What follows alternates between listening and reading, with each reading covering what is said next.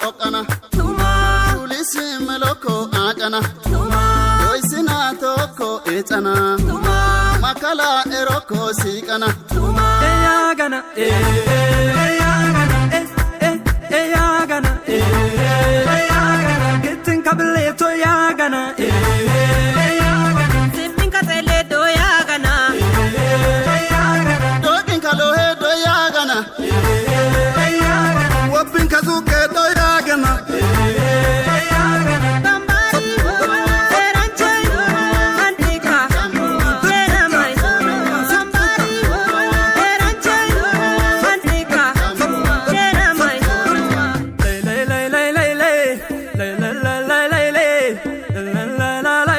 Dangar Sadoro